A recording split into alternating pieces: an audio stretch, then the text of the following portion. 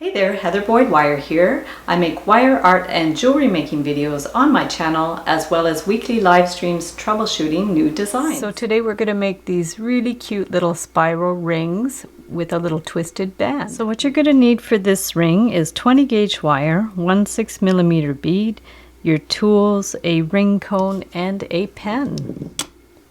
So to get started, I have a 20 gauge wire that's about 12 to 15 inches long, and I'm just going to stick my 6mm bead in the middle of the wire, and we want to hold it, center it, and then bend these wires to either side. Okay, so we're going to start like that, and then the idea is you want to kind of crisscross one over the other, and then you want to wind it like to make the twist. And it's a little bit tricky to get it even, but the idea is you're going to hold it in place and then you're just going to twist it like that.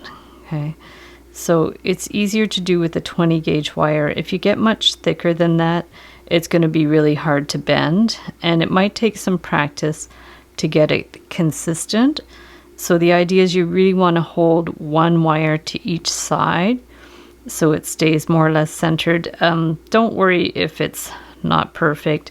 Even for me, even though I have a lot of practice working with the wire, sometimes it's very hard to get it even. And the softer your wire is, the easier it's going to be. If your wire is very stiff, it's going to be a little bit tricky to do this. But you're going to get a ruler, and I figured like it's about 2.5 inches from the end of the bead to where I want to split it. So we're just going to do a couple more twists. Okay, so we have it done like that, and then what you want to do is actually bend this one on a bit of an angle.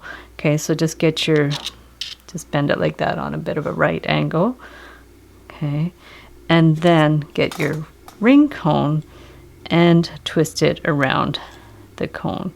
So we're going to twist it all the way around, okay, just so it's kind of in place. Push it down as much as you can.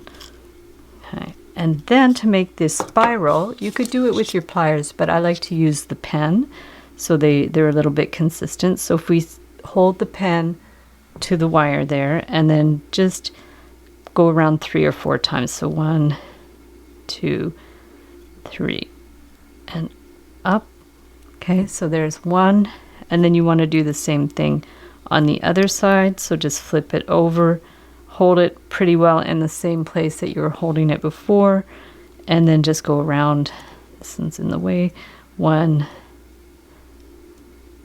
2, 3, 4. Okay, you want them more or less the same on both sides, and then we'll just clip it there and clip it here, and at that point you can get your smaller round pliers and hold this in place, and then just to close the spiral, like to close the wire so there's no pokey ends. So we're going to close it in there, and then this side as well, we're just going to close the spiral, and then you can kind of push it in towards the middle a little bit, and then for that you can also get your flat pliers and kind of wiggle it in a little bit.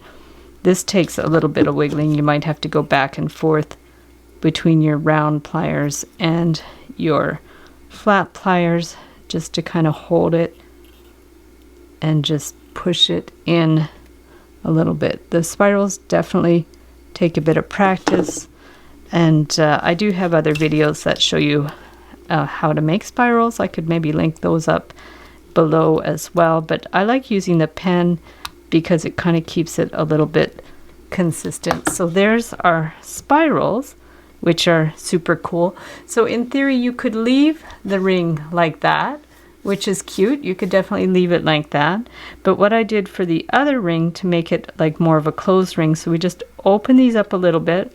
Okay, we're just going to open them up a wee bit, stick the bead inside. Okay, stick the bead inside that space, and then just wrap these back around again so it actually holds it in place. So this way it's not adjustable, but you just adjust it to fit your finger, and then you stick it back on the ring form just to do the little finishing touches, and there you have your super cute ring with the spiral. Looks amazing. So thanks so much for watching the video. Give it a big thumbs up if you liked it. Be sure to subscribe to my channel for lots more DIY wire art and jewelry making videos. Hit the notification bell to be notified when I go live and when I post new videos. And if you'd like to share pictures of your wire art creations, be sure to join the Facebook group, the Wire Art and Jewelry Makers Club, where we share photos and inspiration. And if you don't have Facebook, no problem. You could email photos to info@heatherboydwire.com, and I'll share them in the community section of my channel.